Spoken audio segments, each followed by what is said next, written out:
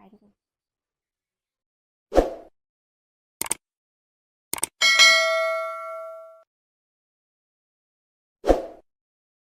ทักทายสบายดีเอฟซีทุกคนเด้อและก็สวัสดีเอฟซีฟังไทยมาทุกคนมื้อนี้ก็มาพบกับสาวพรคือเก่านะทุกคนเนาะสาวพรสิมาเฮ็ดหวานแตกนะทุกคนนี่อันนี้คือมะแตงหอมๆเลยทุกคนอันนี้คือมะแตงไห้นะทุกคนเนาะธรรมชาตินี่ก็คือเฮาก็ได้ซื้อเจ้ามาทีนึงแล้วทุกคนเพราะว่าแตงเฮาน่ะบ่สุกจักเทื่อทุกคนเลยสาวพรลงตลาดอยู่บ้านสาวพรเองเนาะทุกคนแล้วก็ไปซื้ออันแตงเขาเจ้ามาบ่มเอานะทุกคนอันนี้ก็คือแบบเฮาอันมันยังบ่สุกจักเทื่อสาวพรก็เลยเอามีดกรีดๆแล้วก็ไปบ่มประมาณ2 คืนนะทุกคนให้มันสุกให้มันเปื่อยแล้วเฮาก็สิมาเฮ็ดต้มหวานนะทุกคนนี่ทุกคนแตงไห้หอมๆทุกคนนะ อันนั้นทุกคนก่อนสิไปฮับเบิ้งฮับชมกับฝากFCกดไลค์กดแชร์กดติดตามส่องสะพอนด้วยทุกคนเพื่อเป็นกำลังใจในการให้คลิปนะครับทุกคนหน่วยใหญ่ๆแบบนี้เลยทุกคนหอมน่ากินนะทุกคนเขาสิมาเฮ็ดหวานแบบบ้านๆนะทุกคนเนาะเขาสิมาใส่สาลี่นำเลยทุกคนนี่คือสาลี่เอามาแต่โซนเขาเองไงนะทุกคนเลยเขาสิได้ต้มสาลี่ก่อนนะทุกคนเนาะแล้วเขาก็สิมาพาดแป้งนะทุกคนสลีกับมันงามๆเลยทุกคนมันที่กับมันอันนั้นมันแบบมันออรุที่กันดูเลยแบบนี้เลยเดี๋ยวเฮากะสีไปต้มมักซาลีก็นะทุกคนเนาะแต่ว่าเฮาบ่ได้ใส่หลายเลยทุกคนมักซาลีสะพอนสิใส่ซาลีกับอันแตงเนาะทุกคนเนาะที่แรกว่าอันสิไปซื้ออันข้าวสาคูมาใส่นำทุกคนเลยแต่ว่าสะพอนบ่ได้ไปซื้อซ้ำฝนตกทุกเลยตอนนี้ก็ฝนก็ยังตกอยู่พี่น้องเลยเมื่อวานนี่ก็ตกมื้อนี้ก็ตกฝนนะตกทุกมื้อเลยทุกคนช่วงนี้นะเพราะว่ามันเป็นฤดูฝนตกลิ่นนะทุกคนมื้อนี้ก็สะพอนก็บ่ได้ไปหน้านะทุกคนเนาะสะพอนก็อยู่เฮือนคือเก่าทุกคนเพราะว่าฝนตกไปหน้าก็อันเขาอีพ่ออีแม่ไปแล้วก็มีแต่ไปอันเอาโง่อันกินหญ้าซื่อๆทุกคนได้บ่มีเวียกหยังเนาะแล้วก็สะพอนก็บ่ได้ไปมื้อนี้ก็อยู่ซักเสื้อผ้าได้เนาะทุกคนแล้วก็เลยเฮาก็มาเฮ็ดหวานแล้วก็สิไปก็ประมาณตอนแรกนะทุกคนเฮ็ดหวานแล้วก็สะพอนก็สิได้ออกไปหน้าเอาหวานไปให้เขาอีแม่กินเนี่ยเอ้ยอ้าวเป็นหวัดทุกคนเลยเพราะว่าฝนตกลิ้นแล้วก็แข้งฝนเมื่อวานนี้เนี่ยมื้อนี้คันดังเป็นหวัดนี่ทุกคนมัสซาลีหรือว่ามัสซาลอยนะทุกคนแต่นี่น่าจะเป็นมัสซาลีนะทุกคนมันใหญ่อ่าถ้ามักซาลอยนะมันน้อยนะทุกคนเอาไปต้มเฮ็ดแล้วก็แบ่งกันกินนะทุกคนเนาะนี่มัสซาลีเขาค่ะเมื่อวานนี้เอามาจี้เนี่ยทุกคนเลยก็เลยอันบ่มมักแต่งก็เลยเอามาเฮ็ดใส่หวานเนี่ยนะทุกคนมันแก่แล้วจนเอาแต่ตัวพอดีนะทุกคนตัวอ่อนๆมันจะสุกไวมัสซาลีก็เป็นตะแพงขนาดตัวมาน้อยๆแต่ลูกมันใหญ่นะทุกคนมัสซาลีข้าวเหนียวนะทุกคนเนี่ยเอาก็เอาประมาณนี้นะทุกคนเนาะลูกกระยังนี่ก็ยังมีอยู่นะทุกคน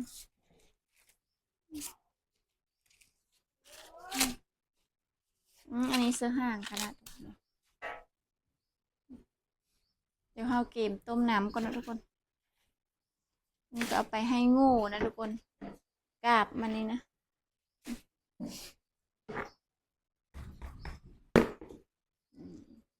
เอาสิปิดอันนี้มันออกก่อนนะทุกคนมันจังกันจะกินสบายนี่ทุกคนเครื่องข้าวก็มีประมาณนี้เนาะเดี๋ยวมีน้ำกะทิแล้วก็อันใส่น้ำกะทิแล้วก็ใส่อันใส่น้ำตาลแค่นี้เองนะทุกคนเดี๋ยวเราไปต้มน้ำกันนะทุกคนเนี่ยตอนนี้ก็ซาฟอนก็สิได้ต้มน้ำนะทุกคนเนาะต้มน้ำเขาสิต้มมักซาลี่แล้วก็ต้มน้ำตาลเลยนะทุกคนเดี๋ยวเขาต้มใส่หม้อไฟฟ้า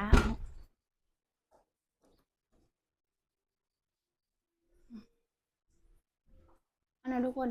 สะพอนกับซีมาหั่นมักซาลี่ก็นะทุกคนเนาะเพราะว่าเขาสิต้มเป็นพักนี่ก็แต่ว่าสะพอนกับยันนั่น ยังบ่ทันสุกอ่ะย่ามันนานสุกนะทุกคนเฮาสิต้มใส่น้ำตาลเลยเด้เนาะทุกคนเนาะเฮาก็สิมาหั่นแล้วก็เอาไปต้มเอาเนาะทุกคนเนาะนี่ทุกคนเฮาก็สิมาหั่นเอาแบบนี้เด้อทุกคนทุกคนสวยเอาแบบนี้เลยเด้อทุกคนเลยอืม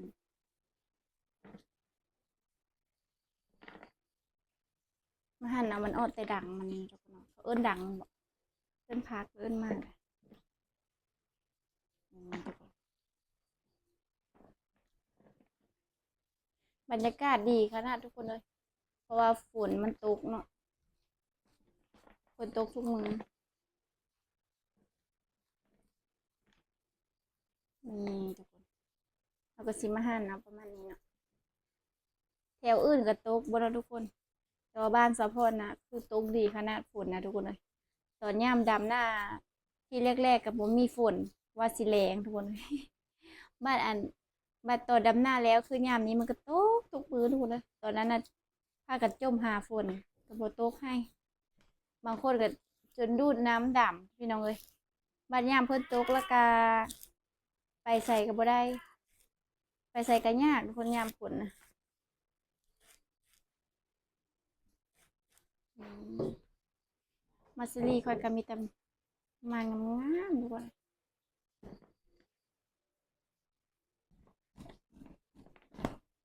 ทุกคน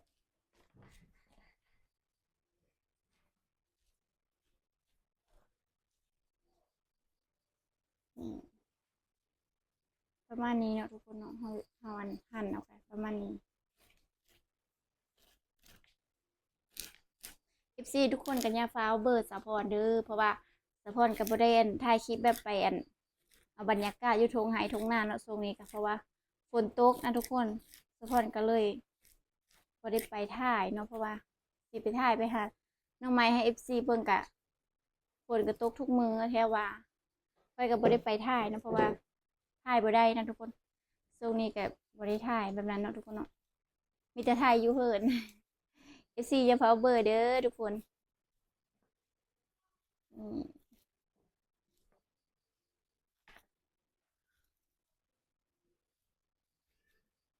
ทุกคนเลยเขาก็มาขูดเอาเนาะที่มันกามม่านมันนะทุกคน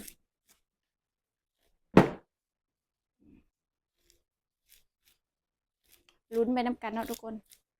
ว่าสิแซ่บบ่เพราะว่าฤดูมันเนาะทุกคนเนาะอันแดงนี่ก็คือเป็นหลายนะแบบบางคนได้ไฮไก่แบบนี้นะทุกคนปูหลายเฉพาะนะเป็นบ่ได้หลายปานใดเป็นประมาณ2-3ปาดนะทุกคนปูแต่ยามนั้นแล้วก็มันมันแดดนะทุกคนแล้วก็บ่ขึ้นบ่หยังแล้วก็มันสักก็ขึ้นฝนตกอันนี้นี่นะทุกคนมันยังเป็นแตกยังบ่ทันสุกเนาะเขาก็อยากกินไว้นะทุกคนแล้วก็เลยซื้อมาแตงกระเจ้าอยู่ตลาดกระเจ้ามาขายอยู่ตลาดนะทุกคนแบบมันเป็นตลาดนัดนะทุกคนแต่บ้านสะพอนนะมันมีวันอาทิตย์กับวันพฤหัสนะทุกคนเดี๋ยวกระเจ้าได้หยังก็มาขายอยู่ตลาดนะทุกคนเลยมันเป็นตลาดมาแต่เก้าทุกคนเลยแต่ว่ามันก็บ่ใหญ่ซ้ำเมื่อก่อนนะทุกคนต้องลงแต่เช้านะทุกคนประมาณ5 โมงเช้านะทุกคนลงไปตลาดถ้าลง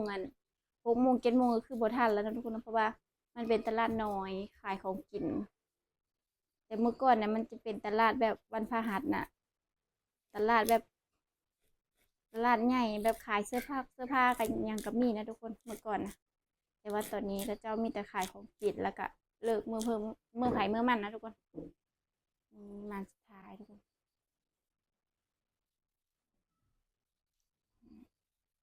มัสลีเขากำลังพอดีกินทุกคนแต่ว่ามันบ่หลายเนาะมันเป็นบ่หลายนี่เขาก็จะเอาไปต้มใส่ยูโมนะทุกคนชลีเขาก็ได้ประมาณนี้แล้วเขาก็ซิมาผ้าแตงนะทุกคน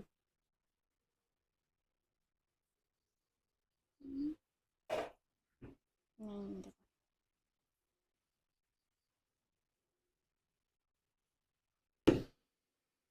อันนั้นทุกคนตอนนี้ก็หม้อเขาก็กำลังสีฟดนะทุกคน น้ำก็ค่อนข้างหลายเนี่ยทุกคนเพราะว่าเราสิเอาน้ำตาลลงไปแบบถ้าสาลี่มันสุกแล้วเราก็ใส่น้ำตาลเลยเด้อทุกคนแล้วก็ปรุงมันเย็นเพื่อแล้วจังใส่น้ำตาล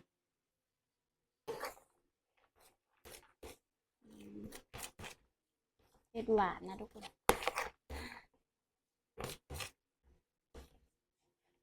แล้วเราก็สิไปผ่านแตงก็เนาะไปหั่นแตงเป็นจิ้มน้อยๆนะทุกคน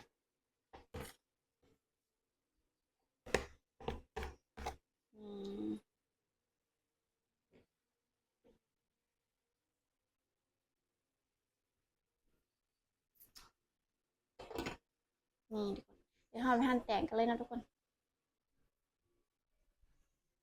นี่ทุกคนเราสิมาปอกมักแตงก็นะทุกคนเนาะเราสิหั่นเป็นจิ้มเลยทุกคน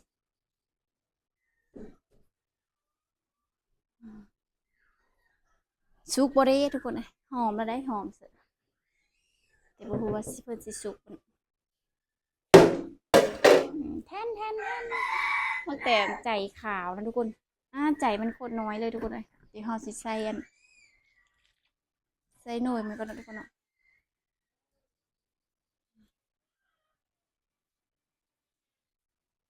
นี่ทุกคนหอมเลยทุกคนเลยเราสิใส่หน่อยมันเอาหน่อยมันเลยทุกคน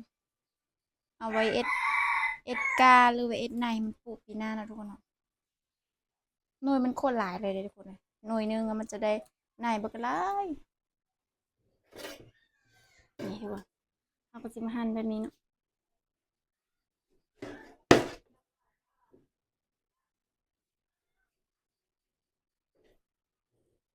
มันจะแบบโบเปื่อยไปไหนเพราะว่าเราบ่มประมาณ2 คืนนะทุกคน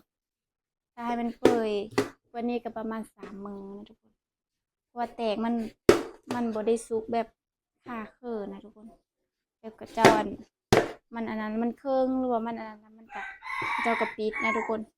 มันก็เลยยังบ่เปื่อยไปไหนเนาะแค่ว่ามันเปื่อยค่าอันเคอนะทุกคน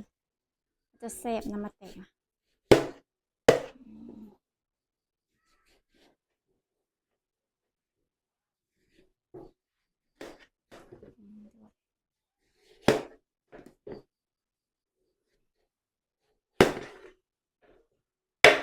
ทุกคน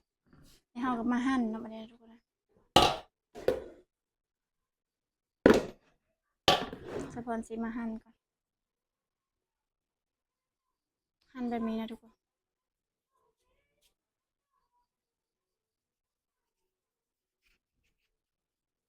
มันเป็นแบบนี้เลยทุกคนหั่นเป็นชิ้นน้อยๆแบบนี้ทุกคนเวลาเรากินแล้วมันก็ตักกินสบายนะทุกคนหอมมาดีทุกคนเลยเป็นตะแซ่บขนาด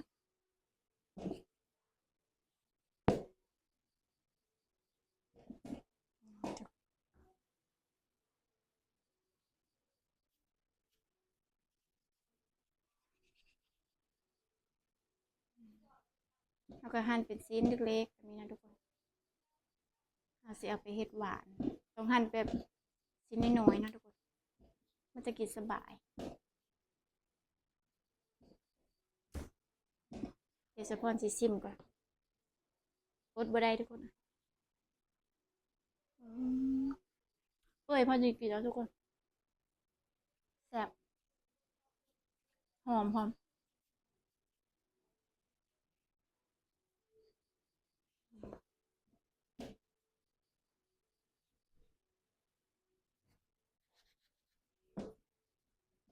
เราต้องเฮ็ดกินปีละเทอนะทุกคน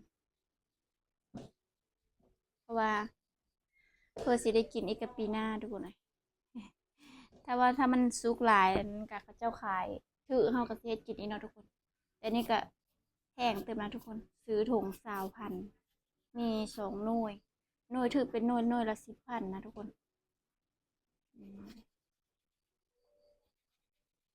กินใหญ่ๆเลยทุกคนนี่มาหั่นแบบนี้นะทุกคนกิมน้อยกิมใหญ่ปนๆกันนะทุกคนโคตรหอมเลยทุกคนเลยทุกคนแกงเขากะ หน่วยหนึงก็ได้หลายเติบได้ทุกคนเลยแต่ว่าสะพอนสิเฮ็ดอาจจะ2 หน่วยเนาะเพราะว่าแบ่งให้กับเจ้ากินแน่เนาะทุกคนอืมแต่งเฮาก็อันนี้แค่หน่วยเดียวนะทุกคนเดี๋ยวเฮาสิเป็นไปใส่น้ำตาลก็นะทุกคนเพื่อน้ำตาลเฮามันเย็นนะทุกคนซีรีส์เฮาก็ใกล้สิสุกแล้วนะทุกคนนี่ทุกคนอันนี้ก็เฮาก็สิอันเทน้ำตาลใส่เลยเนาะเพราะว่าเฮาต้มสาลีแล้วก็เฮาก็ต้มน้ำตาลเลยนะทุกคนต้มเข้าพร้อมกันแล้วก็ให้น้ำตาลเย็นแล้วจะไปเทาะใส่เนาะทุกคนเนาะอืม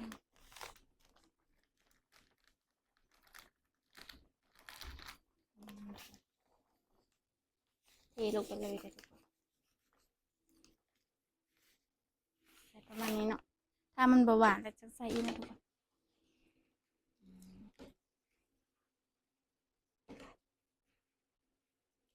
ให้น้ำตาลเฮาเปื่อยแล้วก็ให้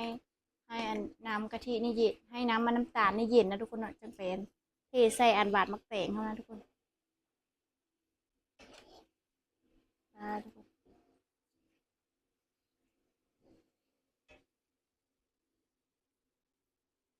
ที่เฮาไปปอกมักแตงต่อเลยนะทุกคนทุกคนอันนี้ก็สะพอนกับพาหน่วยที่2นะทุกคนแต่มันคนละสีนะทุกคนอันนี้คือมันจะออกเขียวๆเนี่ยนะทุกคนเนาะคนละสายพันธุ์นะทุกคน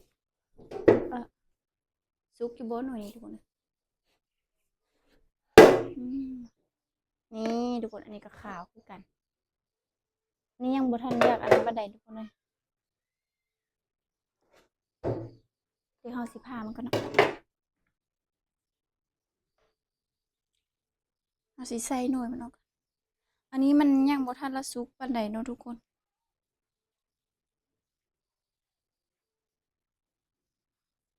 ถ้าแบบว่าเอ็ดแซ่บๆแล้วทุกคนมันจะแบบเอาหน่วยสุกคาเคอนะทุกคนมันหอมหอมอันนี้เฮามาบ่มเอาเนาะมันก็แซ่บอยู่นะทุกคน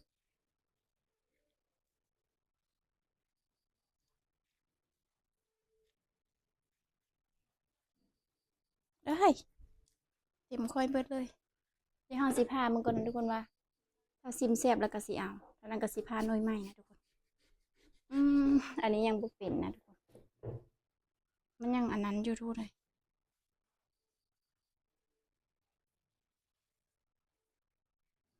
เบิ่งพี่น้องมันยังมันยังแบบกากๆยังบ่เปื่อยนะทุกคนแต่ซิมรสชาติมันก่อนเนาะว่าเพิ่นสิแซ่บบ่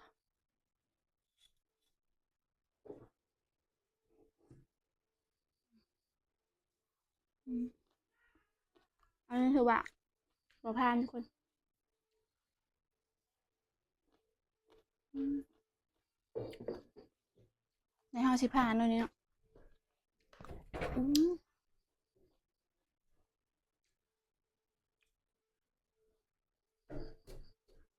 หน่วยนี้มันจะอันกว่าเนาะทุกคนเนาะ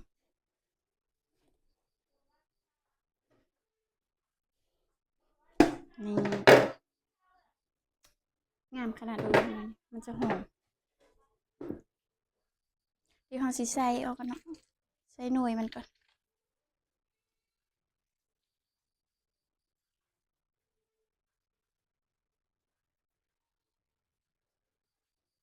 หอมเลยทุกคนนะเอามือเลยแบบนี้เลยทุกคน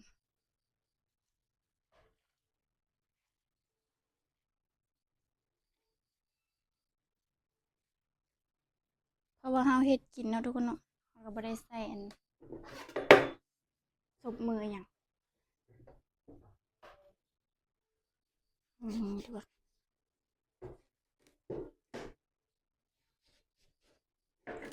สิ่งกัดๆเลย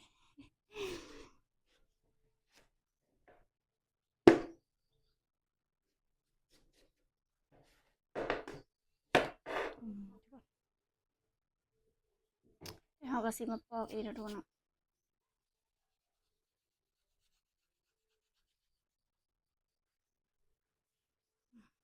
มาหั่นเป็นชิ้นๆเลยเด้อทุกคน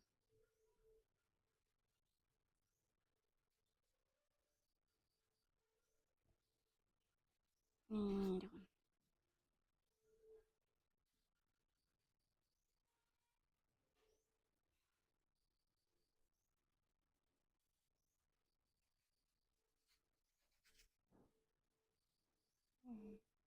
อันแบบนี้เลยนะทุกคนหอมหอมอดใจบ่ไหวแล้วทุกคนอยากกินสะพอนกับโดนๆกินเธอเนาะหวานกับสะพอนกับบ่ได้มักปานใดนะทุกคนเนาะต้นบัดนี้ก็ฮอดขั้นตอนสุดท้ายแล้วนะทุกคนเดี๋ยวสะพอนสิไปเอาน้ำเฮาต้มไว้เนาะทุกคนเนาะน้ำต้มน้ำตาลไว้นั่นแหละทุกคนเอ้ยแล้วก็สิมามาปรุงเลยนะทุกคนอืมแต่ว่ายังร้อนอยู่เลยทุกคนเนาะห้ามมักร่นเอาก็ได้นะนี่โดนอันนี้คือเฮาต้มน้ำตาลแล้วก็อันใส่สาลี่เนี่ยเนาะเอ้ย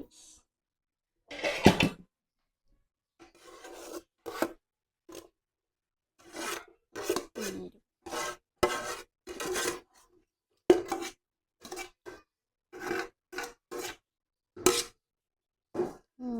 เอาก็สิมาโคเล่ให้มันเย็นก่อนนะทุกคนแล้วก็สิเอากะทิแล้วก็เอาแตงลง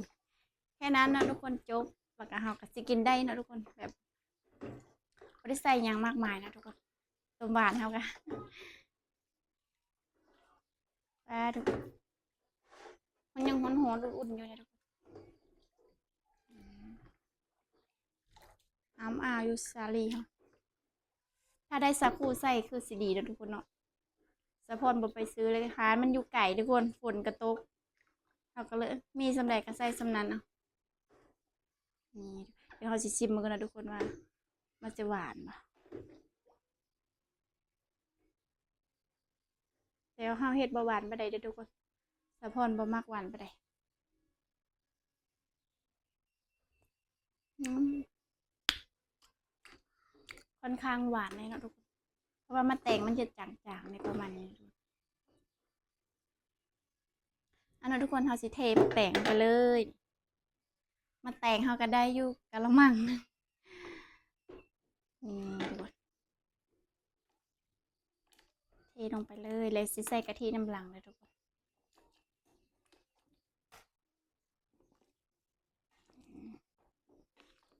เฮ็ดจนเต็มซ่ามเลยทุกคนเลยเฮ็ดเพื่อ FC เด้อมาเด้อกินนำกันทุกคน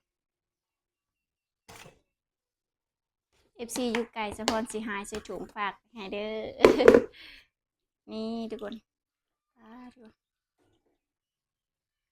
น้ำกับตอนซ้ำกันเลยทุกคนนี่ทุกคน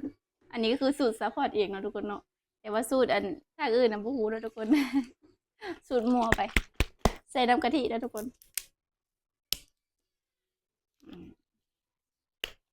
เทน้ำกะทิลงไปเลยนะทุกคน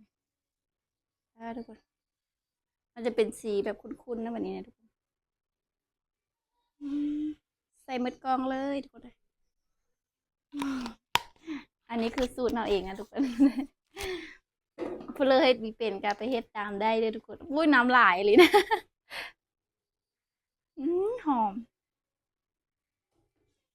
ทุกคนเฮ็ดเพื่อ FC เด้อนี่เด้อ นี่เดี๋ยวหามาซิมมันก่อนนะทุกคนเนาะ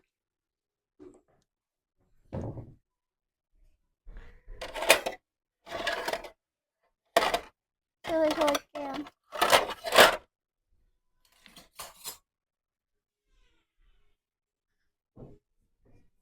นี่ทุกคนเดี๋ยวเฉพาะสิตักซิมกันเลยทุกคน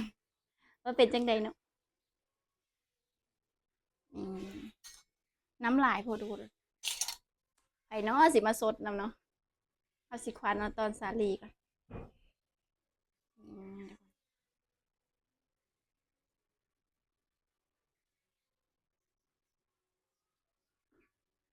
สะพอนสิกินแค่นี้นะทุกคนเสียดายบ่ได้สักคู่ใส่ทุกคนเลย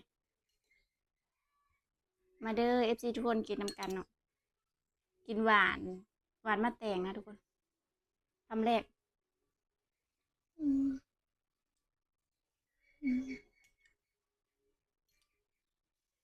เสียดูทุกคน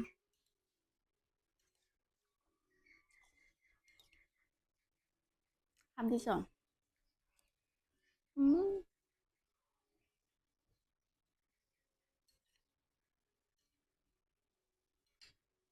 สดน้ำพอ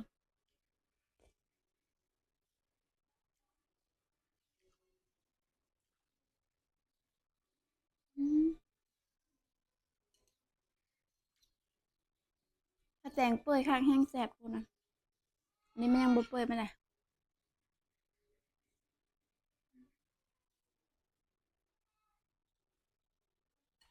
ชาลีเหนียวๆเลยทุกคนอืม